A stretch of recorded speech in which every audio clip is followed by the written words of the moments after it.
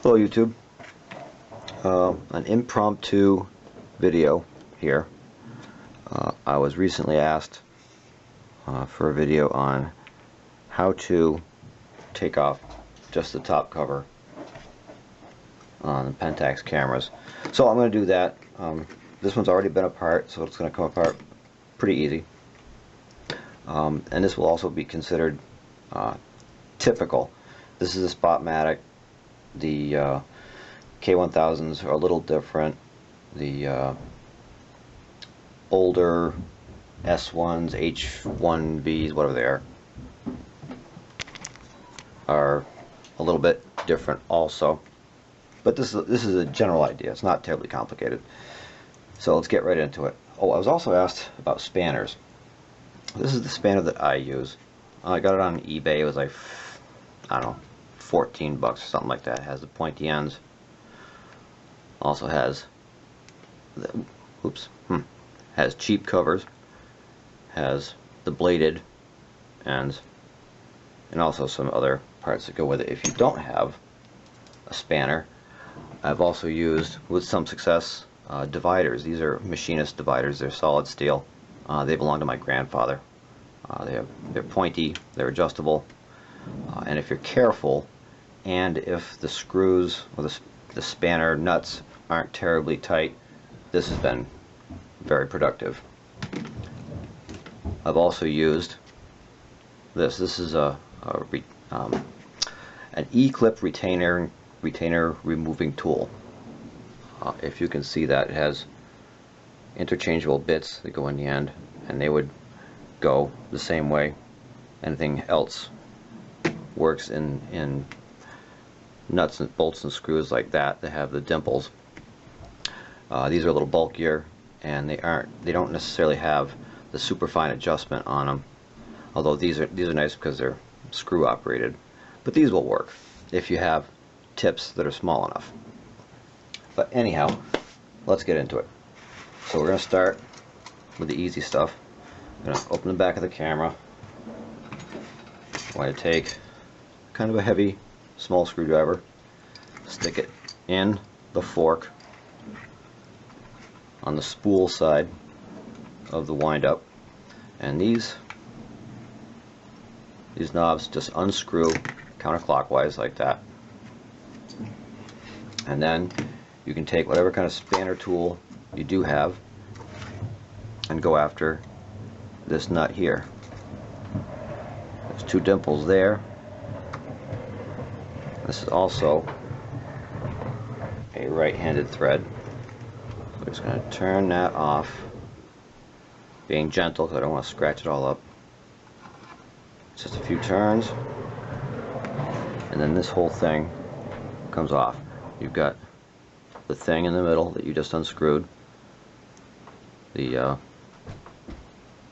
knob, which I'm sure has a name, but I don't know it. Set that aside. Then we've got a brass or copper wavy washer, and then we've got a thin wafer, probably aluminum.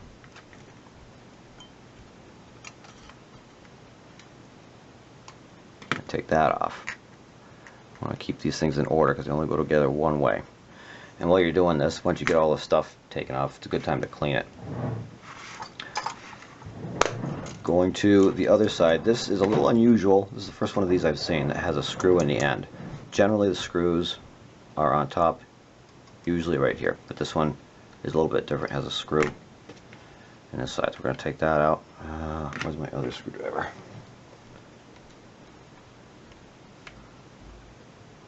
Being careful not to over torque it, because you don't want to scratch up the screw or the body. The screws are chrome. Set that aside. And then we're going to take the shutter speed control. We're going to turn it to B, bulb. That's what the book says. I don't really know why, but that's what the book says, so that's what I do now. And I'm going to adjust. I know my hands are in the way here. I'm going to adjust my spanner tool to go into those two little divots in the top of the shutter speed control. And this, I'm going to gently turn that out.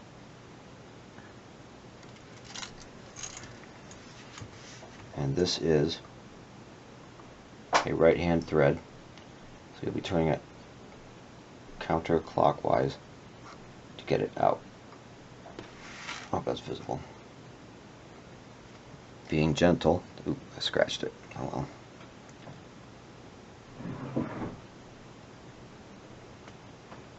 And there's a spring back there, so hold the top down like that as you unscrew.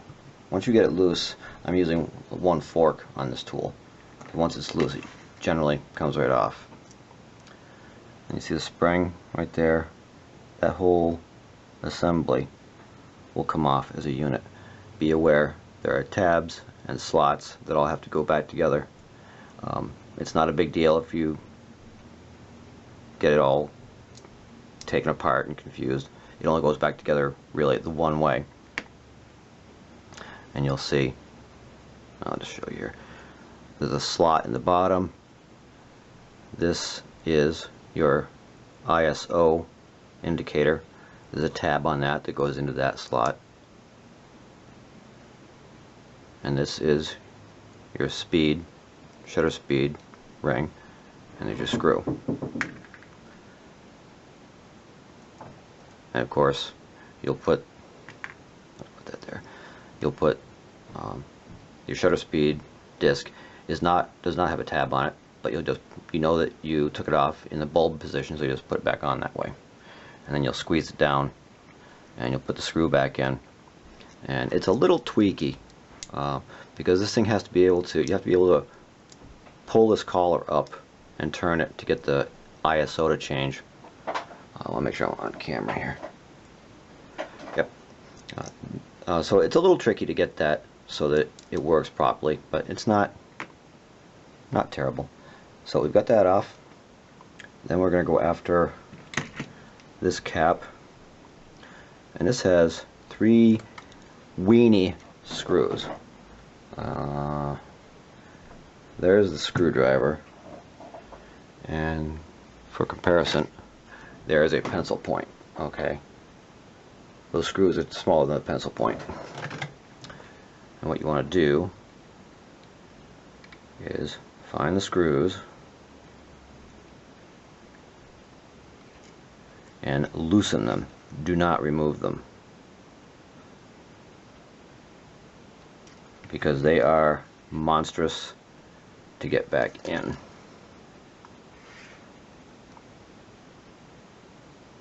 That's the little turn. Doesn't take a whole lot. And then very gently pick it up, off, set it aside. And then you're down to your frame counter. This one is different than every other Pentax I've ever taken apart. It has a spring in here,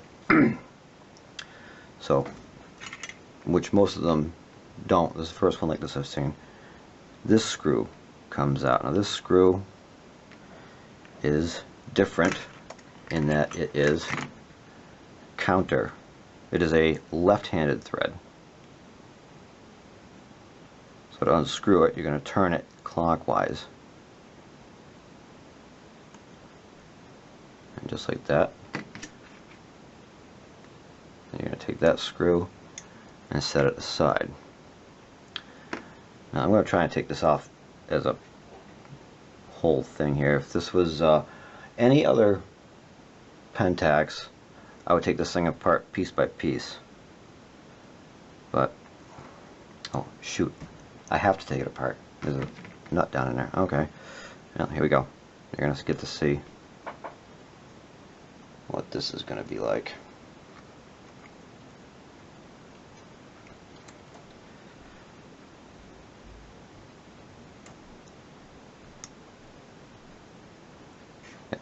There's your disc, and there is the spring. This is the center lug just slides down over the shaft, so I have to take Well, there's no good way to do it. I'll take the spring out. Okay, my camera crapped out again, so I lost the last couple minutes. Last thing you saw was me taking the spring out. That's what it looks like. And long story short, once you get the spring out, you're going to see the brass center lug that goes in the spring there. This is just set here because I'd already done it. You're going to wiggle that up off the shaft. It's flat on the shaft is flat on two sides, so the brass hub is accordingly flat on two sides, and it just goes on there. I'm not aware that it makes any real difference which way it goes on. I put it back together not knowing, and it worked fine. There is an up and a down though. Keep up and down straight. Then underneath that is a little tin plate that comes up. It's not screwed down. You set that aside. Then you have this nut, which I've already removed. And to do that, I used, again, where is it? My do-it-yourself spanner tool. It's slotted. I unscrewed it. This one is right-hand thread, so it unscrewed clockwise. Some of these are different. Some of these are left-handed thread and unscrew clockwise. I don't know what Pentax was thinking, but not all are the same. So you get that stuff off. The spring cup comes off. It too is pressed onto or slid onto a two-sided shaft. There is an up and a down. Keep that straight. And then you come to a part that's a little tricky but not hard. Three screws on your winder. This is a separate piece. This is a spring clip that you have to rotate out of and back into position to get the arm back on. I'll show you. So we'll just take these three screws out. And again, like everything else, they're tiny.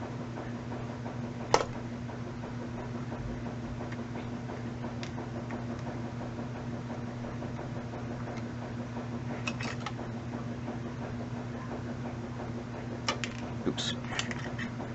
And it's helpful if you have a clear working space, which I don't. I've got stuff all over the place because I got like 3 camera projects going on right now. And hey, one's missing.